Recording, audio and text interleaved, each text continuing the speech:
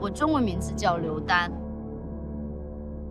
刘丹象征着我传统的这一面。然后我的英文名叫 Darcy。Darcy 它给予我的生命又不一样。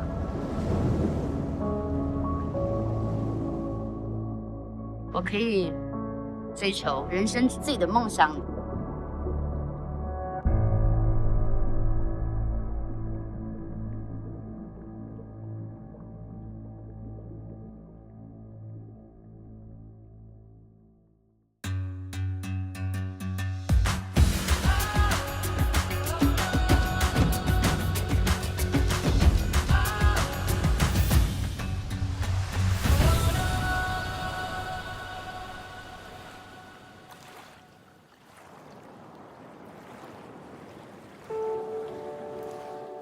我第一次见到大海的时候，好像是19岁，很震撼的感觉。我就知道我的灵魂跟我的心是属于大海的。我内心很平静，但是。而且我是来自一个小山城，离大海非常远的一个地方。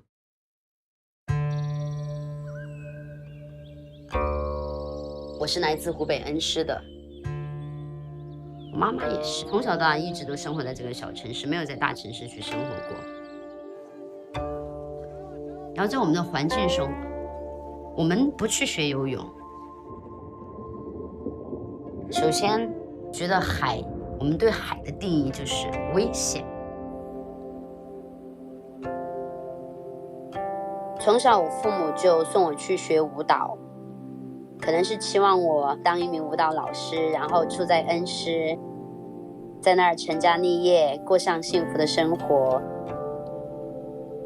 这是他们期待的我的未来发展是怎样子的。那不适合我，那我一定是要去选择这个过程。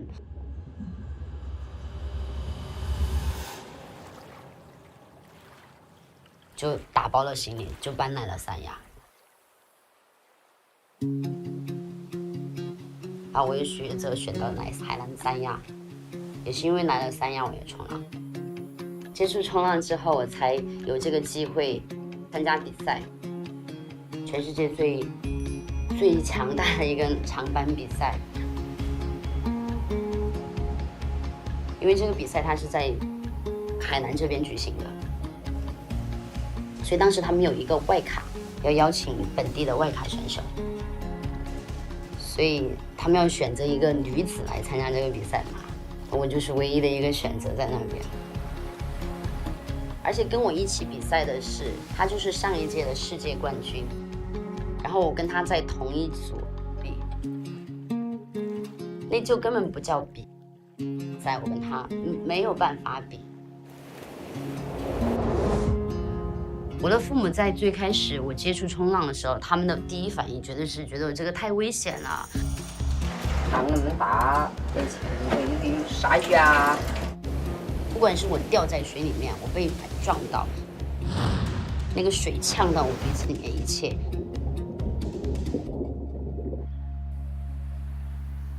但是，我觉得我出生以来我就有这个能力，拥抱一切的未知的那种勇气。我当时接收到那个外卡邀请，这就是一个学习的机会。我当时就是一个觉得自己非常幸运，就从那个时候开始，就已经在改变我的人生轨迹的故事了。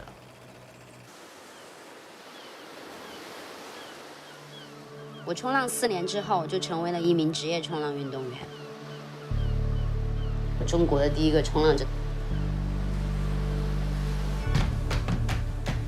第一个把冲浪文化带来中国。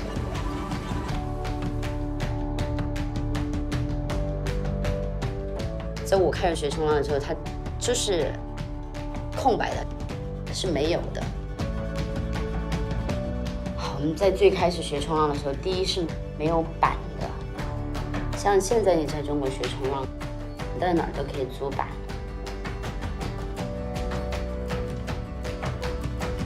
我觉得我现在的工作就是传递、去分享冲浪的生活方式、冲浪的文化，可以给别人希望，还可以帮助到别人，尊重大海。有一天，然后你回头一看，哇，发现现在的我跟以前的我有好大的差距。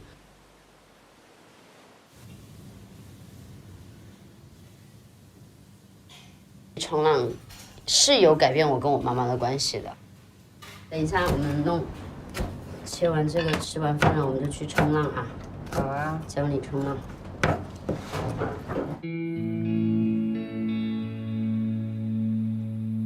特别是去年的时候，是他第一次，站在冲浪板上。他说：“哎，我都50多岁了。”我说：“你可以的。”然后他冲得很好，我觉得他很有天赋，一下就站起来了。我觉得我们现在的关系更像是姐妹。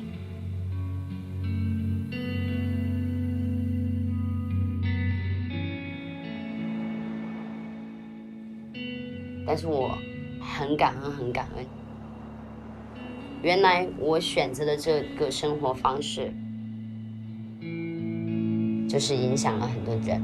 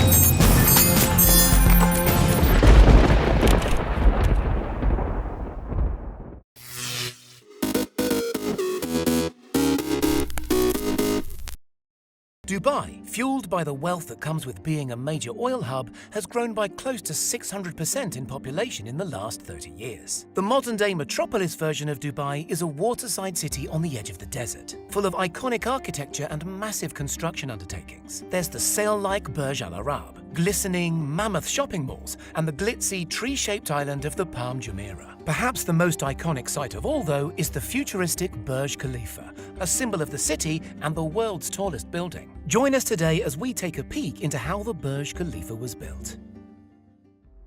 The Burj Khalifa towers over Dubai at an eye-bulging 823 meters tall, or a touch over half a mile above the spectacular fountain display that graces the space directly in front of the tower. Those fountains, incidentally, make use of water recovered from the tower's cooling systems, recycling 15 million gallons per year, or enough to fill 20 Olympic swimming pools. Like life in Dubai in general, the construction of the Burj Khalifa was fast, expensive, and groundbreaking. The development, from breaking the earth to surpassing Taiwanese building Taipei 101's previous record, took just 1,325 days to become the world's tallest building, or just over 3.5 years, starting with excavation in January 2004. The final opening took a little longer, with the official launch ceremony taking place in January 2010. The bill ran to approximately $1.5 billion, though that was never a major issue, given that much of the space inside the Burj Khalifa had been sold off-plan before construction even began. Intended as a centerpiece of the city, the plan for the Burj Khalifa started out with a competition between many of the world's foremost designers, which was ultimately won by a tower structure specialist, Skidmore Architects in Chicago. Most of the issues in the build naturally related to height, how to build a structure that can self-support to that level, resist the weather, and also how to physically deliver the necessary materials to the high-level building sites. While it might not be immediately obvious to the casual viewer, the design is based on the Hymenocallis desert flower in abstract form. 3 main elements are built around a central core, with the floor space narrowing as the tower rises to provide a natural stability to the tower. The layout also offers a substantial amount of window space. The aerodynamics, in fact, are key to the Burj's ability to withstand storms, something it achieves without measures such as the momentum dissipation damper mechanism used in Taipei 101. The inconsistent cross-section of the building means the forces a storm pushes into it are not evenly distributed distributed across its height. The design, an outline like a three-pronged star, is a shape which offers strong torsional resistance, effectively preventing both twisting and bending of the structure when it needs to resist strong forces, as well as preventing the dangerous wave-like motion that can form in a more conventionally shaped structure. The gradual narrowing of the floors was carefully tested by computer, as well as through wind tunnels, so the elegant final shape stands out as a landmark, but also has a real functional design aimed at ensuring stability at such a height off the ground. The construction process was colossal. An estimated 22 million man-hours were put into the building, involving people of 100 nationalities and over 12,000 different staff in total. The completed Burj contains 39,000 tons of steel rebar and 330,000 tons of concrete. Laid end-to-end, the steel rebar in the structure alone would stretch a quarter of the way around the globe. 192 concrete bars dip into the earth to provide a foundation that dips to more than 50 meters below the ground. At the heart of the foundation is a 3.7-meter thick concrete mat, the structural base on which the whole structure is built. In total, over 45,000 square meters of concrete sit in the foundations of the Burj alone. An unlikely talking point during construction was the cranes. There were 3 of them, working around the clock and chunky enough to lift materials all the way up to the 156th floor of the building, a height of over 700 meters. Specific, careful plans even had to be put into place to bring the cranes back down, such was their bulk and scale. The pumping of concrete high up the building's core, which required 200 bars of pressure, was also an engineering feat never achieved before the Burj Khalifa. To put the scale of materials in context, simply applying the exterior cladding to the building required the work of around 300 engineers in addition to the construction crew, and broke several records in the process. The aluminium involved is equivalent to that used in 5 large Boeing jumbo jets. Internally, the layout of the elevators is something of a marvel too. The Burj uses 3 main sky floors, which act as hubs for the main elevators, allowing smaller local elevators to feed other floors from these centers. There is no single elevator that runs from top to bottom, but the central service elevator does rise over 500 meters, making it the highest single elevator rise in the world, again topping the former world's tallest building, Taipei 101. There are a massive 57 elevators in total within the Burj Khalifa. At the very peak of the Burj Khalifa is an iconic spire, a telescopic structure composed of over 4,000 tons of structural steel. This 200-meter structure was originally built within the confines of the tower and later lifted to its final position using hydraulics. The ongoing operation of the building is complex too. For plumbing and electrics, for example, a double-sized story every 30 or so floors provides space for the equipment needed to ensure the tower's basic functionality. These floors hold electrical substations, water tanks, pumps, and air handling units, with the pumping of water a particular issue due to both height and the humid desert environment. The significant amount of cooling required around the tower is in addition to the general use of water, and an entirely separate piping system was built internally to deal with that cooling liquid and condensation alone. 250,000 gallons of water are required daily to keep the Burj Khalifa functioning. At the time of construction, all this functional equipment was stored in the basement and lifted by night to the less glamorous but utterly necessary floors of the Burj using a combination of cranes, hoists, and the central service lifts. For the shiny symbol of a country, maintaining a shiny look is also important. After all, the customers paid for those views as well as the luxurious surroundings. To aid with this, the tower features telescopic, permanently positioned maintenance and window washing equipment for what we can only imagine is one of the most hair-raising jobs in the world. The entire facade is cleaned every 3 to 4 months. The Burj houses hotels, public viewing platforms, businesses, and some very plush private residences. It also includes lifestyle elements like fitness centers and pools to complement them. It can be said that the building has transformed into a community in its own right. 11 years after its opening, it still costs upwards of $100 simply to visit the top accessible floors of the Burj Khalifa and take in the view. Staying in the Giorgio Armani-designed hotel starts at about $700 for a standard double room, though that won't get you any higher than the 39th floor. You could try the world's highest nightclub on floor 144. Incredibly, plans are afoot to beat the Burj.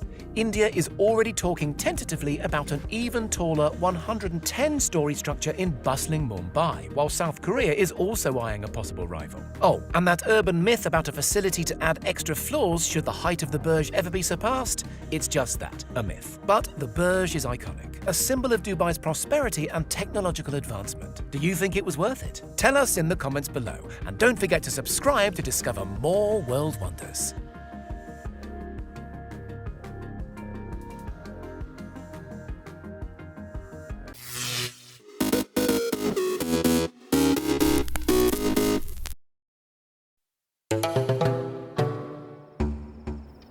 The Kalahari's got its own draw. It's vast and it's forever. You've just got to get into those sand dunes on your own, and there you're going to find a lot of solitude. It can seem like a place of massive emptiness, but you suddenly find 5, 6 different animal tracks right there. There's this huge amount of life, and when I'm on a filming project, I really like to try and live like the animals do so that I can experience the hardships that they're going through. I want to see wildlife in a totally different context, and that's really, I suppose, what draws me to the Kalahari. It's the vastness and the openness. I really enjoy being able to see these massive distances. Those are great images and things that stick with you.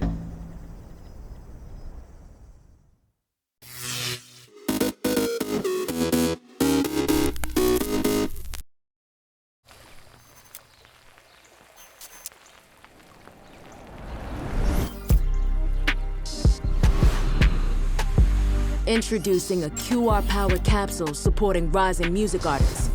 Simply rock the collection and you'll earn live music rewards every time someone scans and listens. That's hard.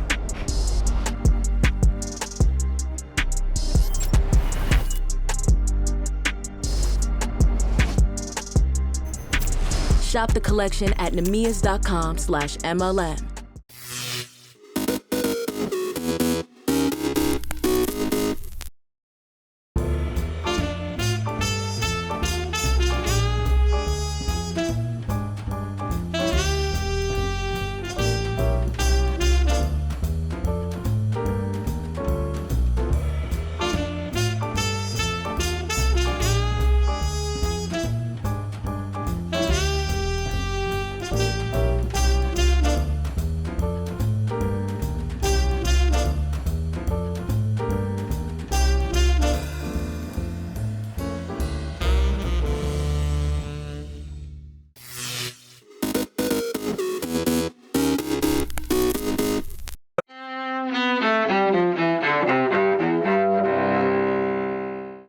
August 22, 2005, the last Jewish settlers leave the Gaza Strip. That happens nearly 40 years after Israel captures the territory during the Six-Day War. The Israeli withdrawal makes way for Palestinian control in Gaza. 1996, in Washington, President Bill Clinton signs welfare reform into law. Today we are ending welfare as we know it, but I hope this day will be remembered not for what it ended, but for what it began. The measure ends guaranteed cash payments to America's poor and demands work from its recipients. 1989, Huey Newton, co-founder of the 60s militant group, the Black Panthers, is shot to death by a drug dealer in Oakland, California. Newton, who struggled with drug addiction, was 47 years old. 1920, Ray Bradbury, the science fiction author whose works include Fahrenheit 451, is born in Waukegan, Illinois. And 1963, singer-songwriter Tori Amos is born in Newton, North Carolina. Today in history, August 22nd, Sophia Manos, The Associated Press.